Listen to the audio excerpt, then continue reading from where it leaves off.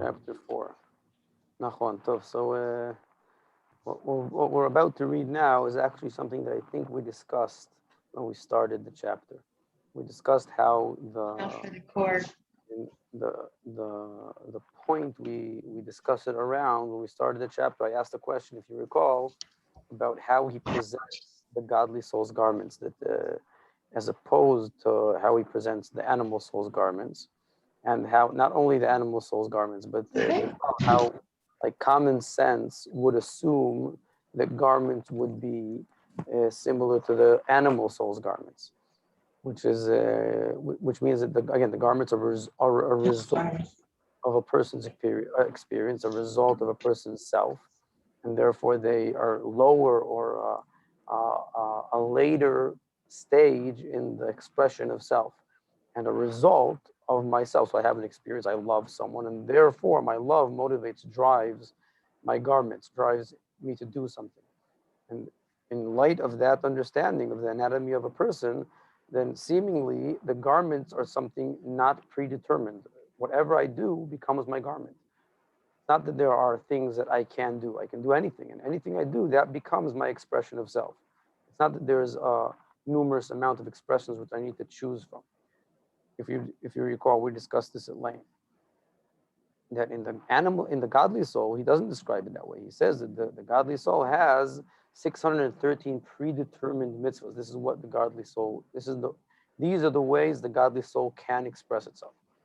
Now, if you recall the answer to that question, which we explained, this is going a couple of weeks back already, then we explained that this is because the godly soul itself, what you'd call the soul, which is a part of Hashem, it's how HaKadosh Baruch Hu appears within myself. So my godly soul is only the middle stage of the expression of Hashem. It's like Hashem driving through me. And the Hashem himself obviously sees his mitzvahs as something random. He could choose any mitzvahs. When we say that my soul has 613 mitzvahs, what we mean is that the mitzvahs are something that HaKadosh Baruch Hu has already chosen. These are the 613 mitzvahs that Hashem has chosen, and what Hashem wants, per se. And my soul is that will, like the drive, the middle stage of the drive, Baruch Hu's will driving through me, or driving into me and driving me, and therefore my drive is already going in a certain direction. I find myself driven in that direction which HaKadosh Baruch Hu is striving to. So if what's motivating me is Hashem's will, then I will only ever find myself wanting what he wants. It's not a will that I'm breeding. It's not a will that I'm determining. It's a will that I'm being carried away by. And therefore, I find myself with predetermined mitzvahs, because the mitzvahs are determined by HaKadosh Baruch Hu's will. And my soul is a result of that will. So I find myself already driving in a specific direction. And that connects directly, this is what we discussed at length in the beginning of the chapter. That connects directly to the stage we're reading here, where now he'll explain why the mitzvahs have, in light of what I just said, what we explained before, how the mitzvahs have a higher root. They stem from a deeper place in HaKadosh Baruch Hu than the soul itself, because of what I just explained. Because the soul is again the inertia of Hashem's drive, and the mitzvahs are chosen or determined by HaKadosh Baruch Hu's essence, by Hashem's choice. If we allegorize this to a human being, so we'd say that again, my will or my let's say I love. Rabbi, can you think of another word besides inertia? Momentum. We have such a hard time. Momentum works much better. I would say momentum is a better word. Okay, momentum. Again, HaKadosh Baruch Hu wants something, and there's like if you're running somewhere, and it's like a river, like a flow. The river. Okay. Now, so there's momentum, but then it keeps going. If you think about it in your own soul, Momentum keeps it going. Let's say you want, I don't know, you want to buy a house. Now, you could say that choice of buying a house deep down inside is a reflection of intrinsic existential layers of a human being that needs a home and a place to put his head down, which which is the reason that you chose a house. You even chose a specific house. But once you made that choice, now your entire self becomes motivated and carried away in that direction. All your intellect starts intellectualizing about how to accommodate that house, and your love, you love the house, you love things that near you towards the house, you fear things that threaten your house. Once you've made that choice, which happens in a very deep existential place, which again, in like on the one hand, I could say that the house is random because you could have chosen something else.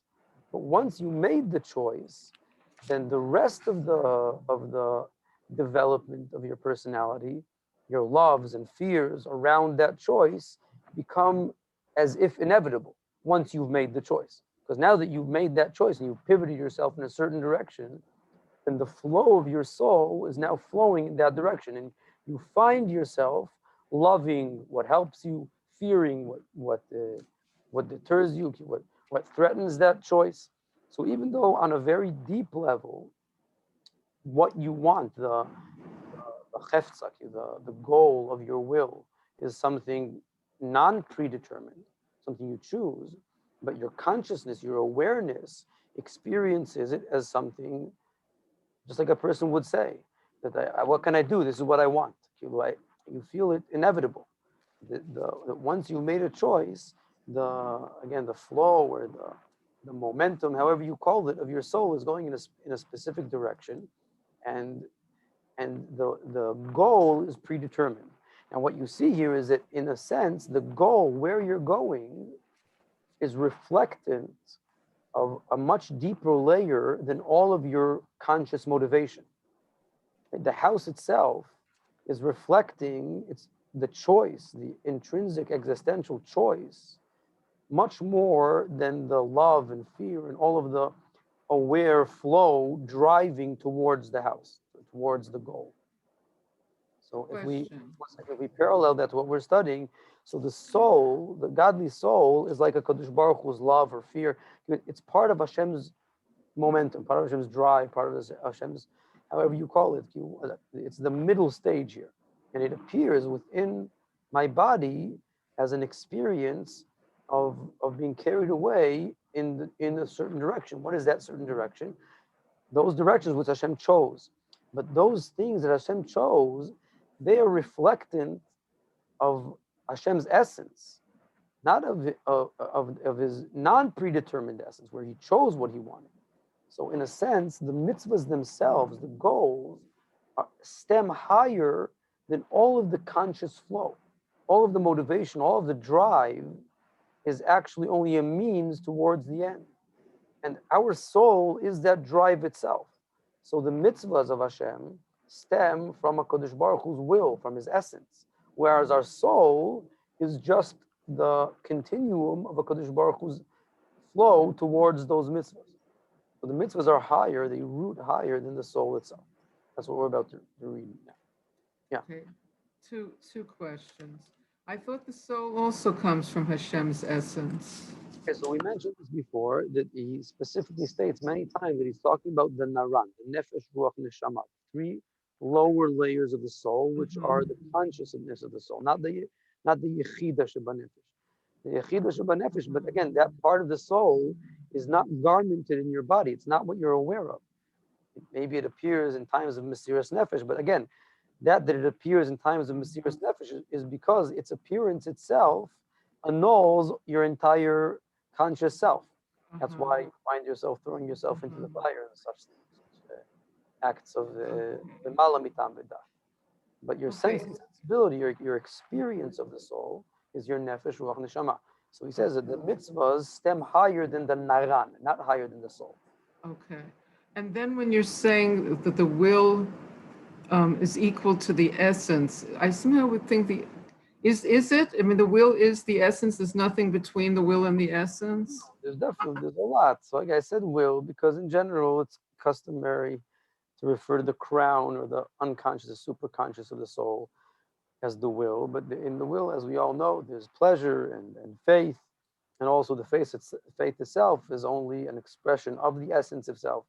And Be'emet, if we want to be more precise, in the mitzvahs stem from the essence of Hashem Mamash, just like every person's choice. Just like I said before, you choose to buy a house. Again, so we could find deeper and deeper and deeper roots where that stems from, where this, so you could say that there's an existential will or drive of life to have a place to live. Okay, you could put it in a much, much deeper place. The truth is that the deeper you go, the more choice you'll find. The more you see that the drive of a person is something that has to do with his free will. He chooses where to go, and that choice actually determines his necessities. You choose what to be, what to need. And you choose something, and then you need it because you chose it. Also, Kadosh Baruch Hu, in a sense, is that way. That he chooses the Jewish people, he chooses the mitzvahs.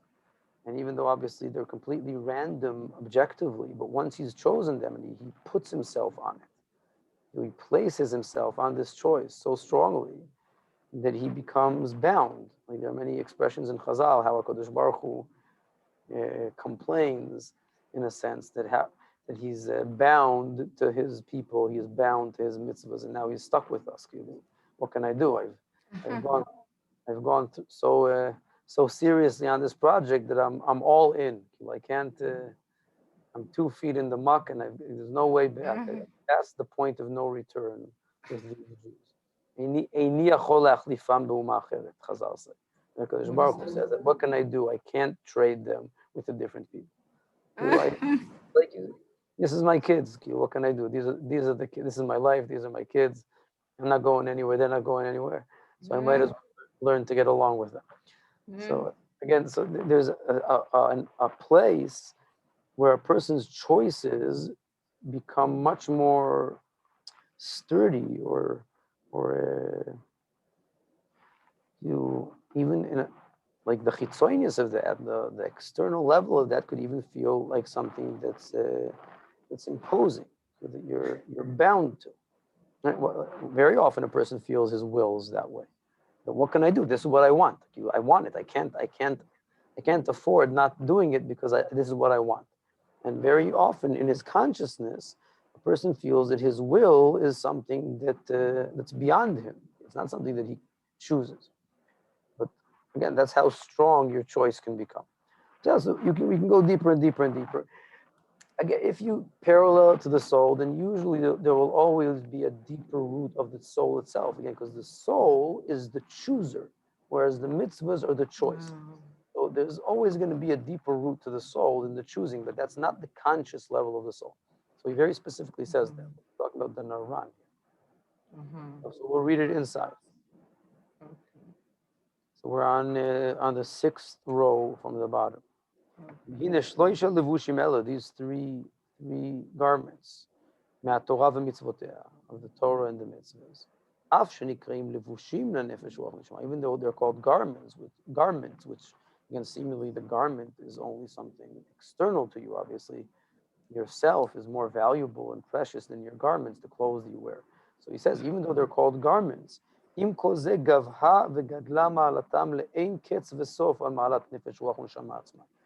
in the case of the godly soul, because these garments are the choice of a Kadosh Baruch Hu, they are the actual expression of Hashem's will, then they're higher than Hashem's drive towards His will, which is the soul. So they stand higher than the soul itself, the nefesh ruach neshama atzman. Moshe katuv bazor, like the Zohar says, that the Torah is one with Hashem mamish. Now again, in chapter 2, he said that also the soul is one with Hashem. Soul is also chelek elokam imamam. But the soul is, again, the yechida is mamish one with Hashem. It's Hashem. But the nefesh ruach neshama, the created part of the soul. So it's like, again, just stick to our allegory. Just like I could say that your drive is one with you. Still, your drive is lower than your choice. Your choice is you yourself. It's an expression of yourself. It's who you are, your I. Whereas your drive towards that choice is an expression. It's like, again, the allegory in Kabbalah is like a light that shines from you. It's something it's you spreading your direction, your momentum. It's where you're going, but it's not you yourself. The same thing here. Two different types of unifications. So Oraita, the Oraita, the Kuchabrichu, they're one. The Torah itself, is Hashem's Chochmah. It's HaKadosh Baruch Hu's understanding. This is what he understands. This is what he wants. So if HaKadosh Baruch Hu chooses, he says that when, if a cow hits up another cow, then you have to pay such and such a fund. And if Shimon's cow hits Reuven's cow, then you have to pay double or half, depending on all the situations explained in the Gemara of the Chule. So this will, the will itself, again, not the cow, but the committing of that will, the scenario, that if such a thing happens, if a person's cow hits his friend's cow and he goes and he pays, that commitment, that manifestation of HaKadosh Baruch Hu's will is actually what he wants. This is what he wants. If such and such a thing occurs, then this is what you do. My will, my experience of wanting to do what Hashem wants, the will is only his drive. But the occurrence itself, that is reflecting precisely Hashem's will. Again, it's not that HaKadosh Baruch Hu wanted something very spiritual and very, very aloof that is allegorized in these two cows. No, HaKadosh Baruch Hu wanted this very scenario, this very existence. This existence, when you hold an esrog on Sukkos, you pick up a lulav, then that mitzvah is a manifestation of his will himself. The drive to do it isn't what Hashem wants. Hashem doesn't want the drive. Even though we could say, aside from that Ahavat Hashem and Yirat Hashem are also mitzvahs. It's like Sukkah is a mitzvah, then there's also a mitzvah to love Hashem. But just the drive itself, not what the drive may be a mitzvah, regardless of the experience. Just the experience itself of your faith or your value, how you value Hashem, and the appearance of your soul is not a mitzvah. It's not what Hashem wants. It's because Hashem wants things, then you find yourself valuing them. But that experience of value isn't the will itself. But the thing that Hashem wants itself is manifested in the mitzvah. Say that?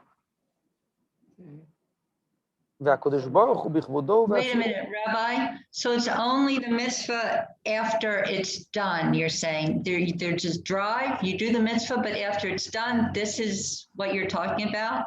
Doing of the mitzvah, not even after it's done, just while you're doing it, like Chazal say. That after it's done, then it's done.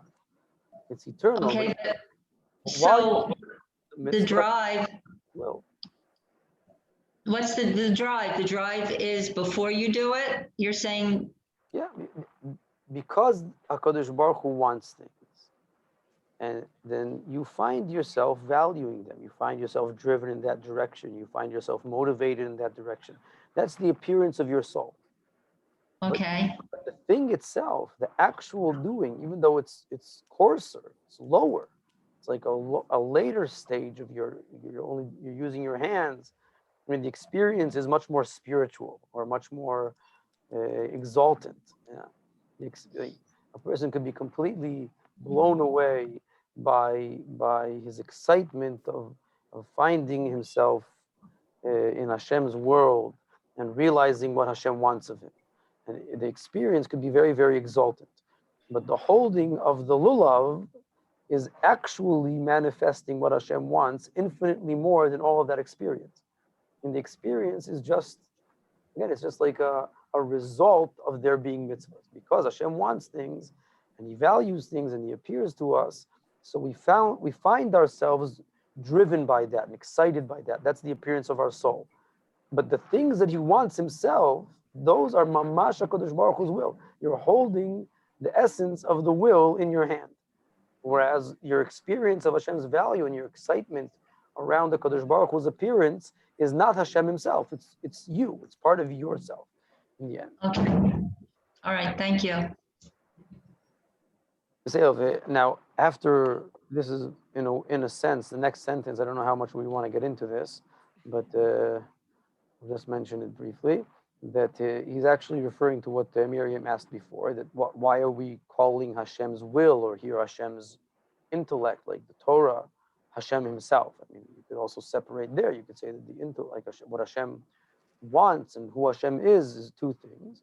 So he quotes from the Rambam, הקדוש ברוך הוא בכבודו ועצמו כול אחד כי הוא היודע והוא המדע וכולי.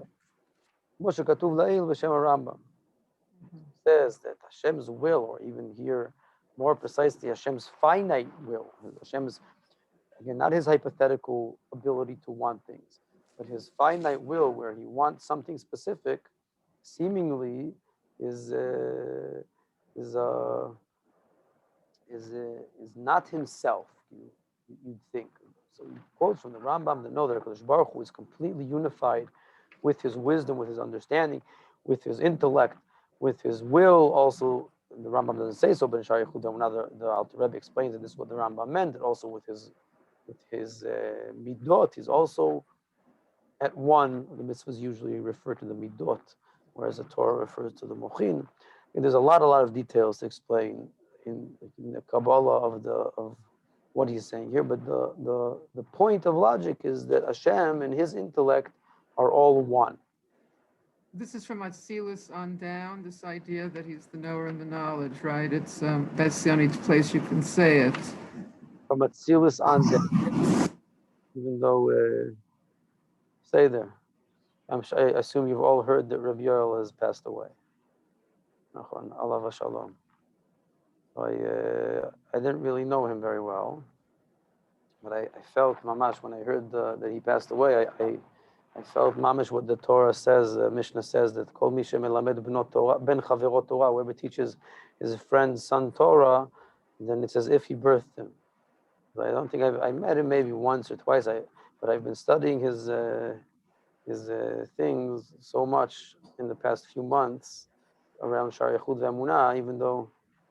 I mean, seemingly there are some things that maybe we don't agree on, but I felt so close to him, even though I've never met him. There was mamash. It was a very shocking. I was very taken aback by his passing. So I'm just mentioning him here because lichoira, that's a point of dispute here. How exactly to phrase the Rambam's Mada Yodea V'Yadua. If you note, he doesn't mention here all three. He only says Mada V'Yodea. That Hashem is the knower and the knowing. He doesn't mention the known.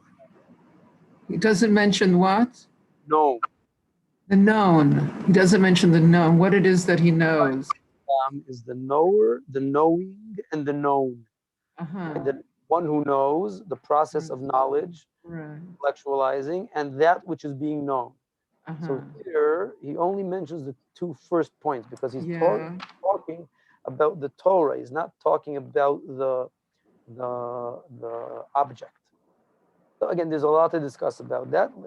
Whether or not it's from Atzilus down or only in Atzilus, that's a debate, I guess. I mean, what you said, I agree. Maybe you're quoting me even, that yes, this is from Atzilus down, that Hashem is the knowing, the known, and the knower in his mitzvahs. In his mitzvahs, he is the knowing, the knower, and the known.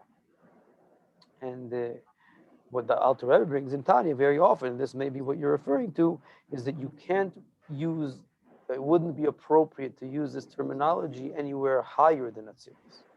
Because he's undefined. He's undefined there. Call him a knower, the Chule. Okay, that's the famous dispute between the Rambam and the Maharal. The Ramak also, yes. I think under the footnote. After the Maharal. Again, the Ramak, I wouldn't say the Ramak is part of this. Again, simply, after Hasidus came along, then we'd all study the Ramak and say that he just agreed with Hasidus. There's no question in light of the Ramak. I mean, the Arizal is the one that discussed the Tzimtzum, and then And then you can say that the Rambam spoke after the Tzimtzum and everybody else spoke before the Tzimtzum. And there's a lot to discuss about it. I'm not. It's a long topic. The philosophical basis from the Rambam is in the Moreh Nevochim, in the Moireh. I don't know if we should open it now. It's a long topic. We don't have time anyway because I got to keep it brief here. So maybe we'll go back to it. Okay. But the point of which is that Hashem is unified with his intellect. This is what he understands or he chooses to understand. That's part of his self. Whereas our intellect is usually something that we acquire. I mean, there's an objective reality that causes us to know. But the Kadosh Baruch Hu, his knowledge is what causes the reality. The reality is a manifestation of what he knows. It's not that there's something that he knows, and that is the thing. So his knowledge is not something other than him, not something that he acquires from outside of himself, nor as something that he existentially knows from within. It's part of who he is. So that needs a lot more explaining on its philosophical level, but that's the quotation he brings here. And Okay. like he very often says, immediately he says the other side of that. Even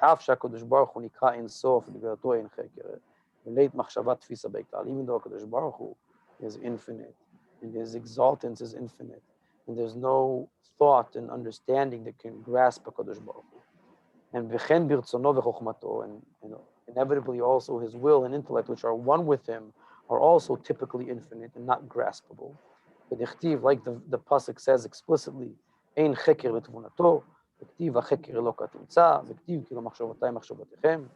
Even though all these verses explicitly state, which is what goes without saying, that Kadosh Baruch Hu's intellect and understanding is infinitely exaltant on himself. Nonetheless, על זה אמרו, that's what Chazal said, במקום שאתה מוצא גדולתו של הקדוש ברוך הוא, שם אתה מוצא ענוותנותו. Where you find his exaltance, his greatness, in that same very place you find his lowliness and his meekness. He contracts himself. Kadosh Baruch Hu, he devotes himself into the finitude. And his exaltance is itself what enables him to also, he's not barriered in the lack of barriers, so he can contract himself into finitude. Again, these are all tiptoeing around very, very deep. Not very deep. It's not. We've studied a lot of these things before. We studied Shar Echud Ve'unah, so we studied this a lot. It's just that in the run of things in Tanya, he's explicitly mentioning it as he goes. So I don't want to be carried away. Well, just one question on this. So it's that his anava, his humility, is that he lowers himself to where he can be known. Is that what this means? He catches himself. What? He catches himself, or he touches himself. The verse is Iu tafis bechulu almin v'leit man de tafis beider. Kadosh Baruch Hu catches, or he Grasps. or he makes himself graspable. It's exactly how we described choice earlier on today.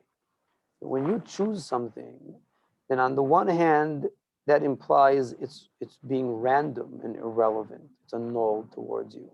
On the other hand, choosing it means that you make it, you take it seriously. You catch yourself. Like if you choose to want something, you ask a person to bring it, please bring me that thing, then you captivate yourself in your will. So it's a paradoxical concept, because since you're captivating yourself, then you're not really captivated. I mean, you're binding yourself. There's nothing but you causing the bond. But nonetheless, it's not fictional. You're actually captivating yourself. You're doing it. That's what choice is.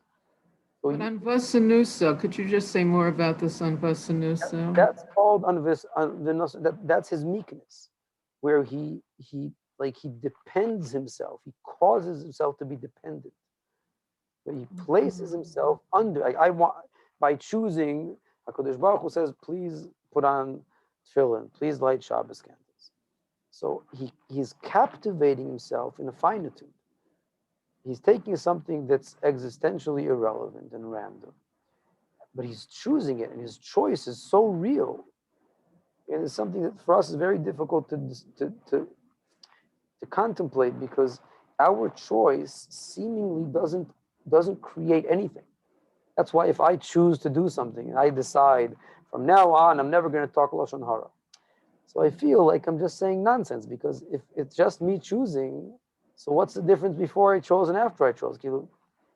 Since it's my only thing imposing is my decision to impose, so I'm actually not imposed because it's all me. But I always have a sense that my choice is fictional. And in a sense, like if you just look at your animal soul, that's true. Like achlata tova, people take good decisions. So very often people feel awkward taking good decisions, right? Because Good resolutions. good resolution. Why do people feel awkward taking good resolutions, making good?